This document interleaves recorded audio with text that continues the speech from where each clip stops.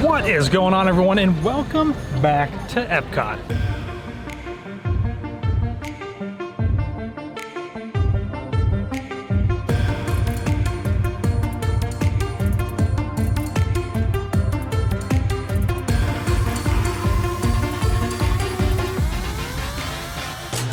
If you guys didn't see yesterday, I did the cookie stroll.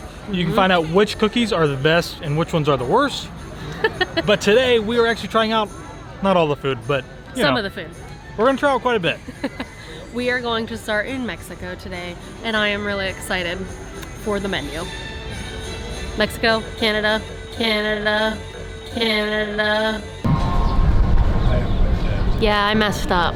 I meant Mexico and China, not Canada. I want the bao. Top two on my list. Actually, I didn't make it any further in the book, so that's why they're the top two of my list. They're in two completely different sections of the book, by the way. One's at the front and one's at is near the back. No, they're at the they front? were right in a row. Oh, that's weird. All right. Anyways, we're gonna mosey on. I think I'm gonna stop in Japan and get the soup. So we'll see how it goes. All right.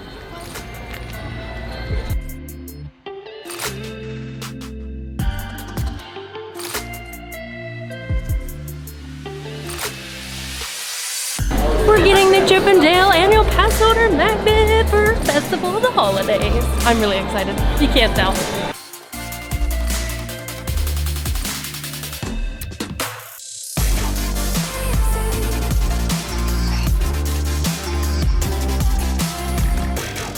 We are here in Mexico at the Las Posadas Holiday Kitchen. That's what they're called here at Festival of the Holidays, or the Holiday Kitchens. And I have got the giant tostada de puerco. It's braised pork served on a giant tostada with chipotle black bean spread, guajillo sauce, queso fresco, crema mexicana, pickled onion, and topped with chicharron dust. And this is actually really big. I am excited to try it. That is amazing. And I love that it's so big because it's basically like a meal for me itself. I love that guajillo sauce. It's not super spicy, but it gives a really nice flavor to the overall dish. And I like the creaminess of the queso fresco in there and the crema mexicana. And the pickled onion gives it like the whole thing a nice acidity. And then I like the black bean spread on the bottom. It kind of brings in some earthiness. And then the crunch of the chicharron dust and then the tostada itself. I think this is my favorite dish, and it's my first one of the festival. All right, so a quick tip, whenever you are moving around any festival at all, if you're trying to save yourself on like getting water and stuff instead of buying bottled water, because it's about $3.50 to $4, what we usually like to do is we will stop at the quick service areas. So we just ate in Mexico, we're gonna start our way into World Showcase. Taylor's actually in line at the quick service here in Mexico to get a few cups of water, and we'll have those and we'll just, drink them, and they're free. So save yourself a few dollars. You can spend that extra money on actual food and stuff instead of just buying bottled water.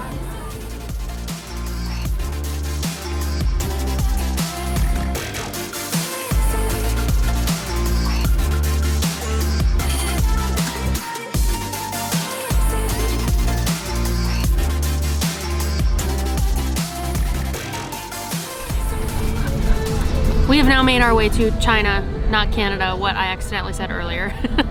And we are at the Shanghai Holiday Kitchen, and I have got the Mongolian Beef Bao Bun. Now, this is actually supposed to come with a fortune cookie, but apparently they were out today, so I just got my bao. So I'm trying to figure out what the actual sauce is on the Mongolian beef. I'm guessing that's just like the sauce itself, but like I can taste some like teriyaki in there. Not a whole lot of soy, like super salty. It's also not spicy, which is good. And I feel like every time I come here and I get a bao bun, I'm expecting hoisin sauce, which this is not, but it's still really good. The beef is actually really nice and tender, and the bao is nice and soft. Sometimes at these festivals, I feel like the bao can get like a little like hard, almost crunchy, just from like sitting out. But this was not. I think it's because we got here super early and it's super fresh. and it's really good. And I'm not super sad about there not being a fortune cookie because I don't like fortune cookies anyway, so I'm gonna enjoy my bao. Just in case you didn't know, here at Epcot Festival of the Holidays, they actually have storytellers and special holiday entertainment, and the storytellers are pretty much in each country, and they kind of give you their version of the holiday or the Christmas season in their country, which is really cool. So we're not doing that today, but definitely something that you should come check out.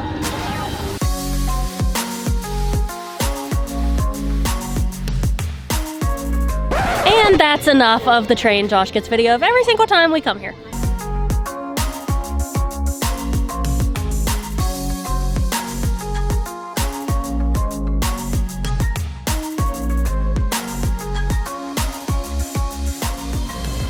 Next stop is here in Italy at the Tuscany Holiday Kitchen. We have got the La Genovese, which is the rustic flatbread with Vidalian onions, white wine braised beef tenderloin tips, and mozzarella. It looks fantastic. This has been a booth that for like the last several festivals has been on point. Like they have yet to mess this up. And once again, the pizza is back, or the flatbread. It looks really good. It's not too overdone. It's kind of like right in the middle. You've got the nice sweetness of the Vidalian onions. You've got the savoriness of the meat, and then you got like that a little bit of saltiness in there with the mozzarella, and then you have that nice crunch from the pizza. The pizza isn't like soft and doughy, but it's not so hard and crunchy that it's burned. It's just kind of like right in the middle. Perfect, amazing combination of flavors. This is one of my favorite dishes. Italy has been one of my favorite booths for like the last several. This is great. So.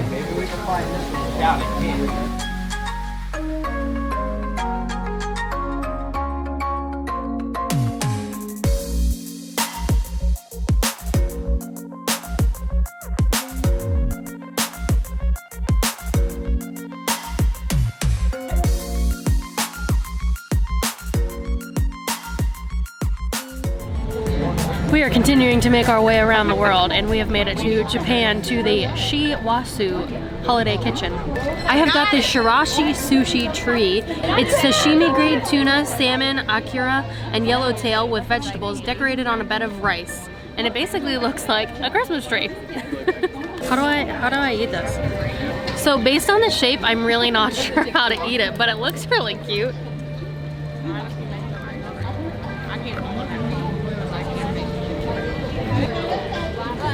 No fumbling. The fish actually tastes pretty fresh, and they're in like almost small like cube pieces of sushi, kind of like to be like Christmas ornaments on the tree. And I love the sauce that's on here. I think it's a spicy mayo. It is really good. It's a good sticky rice for sushi. And please also note, I don't know how to use chopsticks, so. So we also have the New Year celebration soba. This is buckwheat noodles in hot dashi soup with vegetable tempura and chopped green onions. And I think if you've ever gone to hibachi before and they serve you the onion soup that they served before, that's what this is. It's a very strong onion smell, and it looks fantastic. And if you're wondering if it's like a bad onion smell, it's not. It's just, it is very strong, but it is quite good. So I'm gonna grab some of this vegetable tempura first. Oh man, it smells amazing.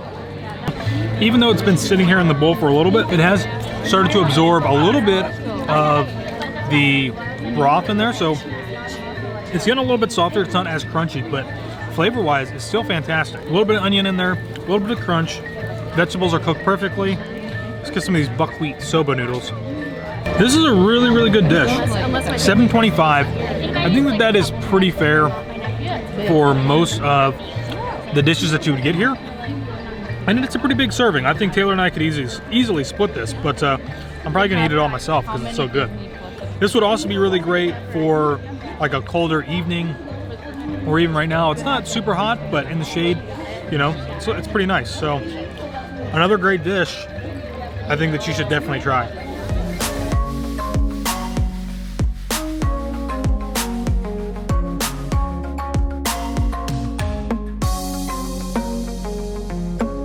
So the last stop today is here at the refreshment port, where I have got the turkey poutine. This is turkey gravy, cranberry sauce, and crispy onions. And it looks pretty good. It is really good.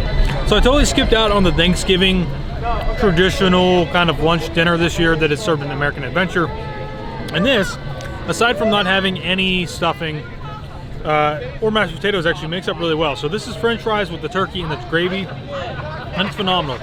A little bit of saltiness in there. It's balanced really well with the cranberry sauce. It's nice and sweet. You get that crunchiness from the onion straws. Also get a little bit of crunch from the French fries. All in all, I mean, like, this is a phenomenal dish. This was, I think, $9. So it might be a little bit more on the expensive side, but it is a pretty decent sized portion that you could split between 2 people. So we're pretty much done eating now, but we're gonna go check out the merchandise before we head out.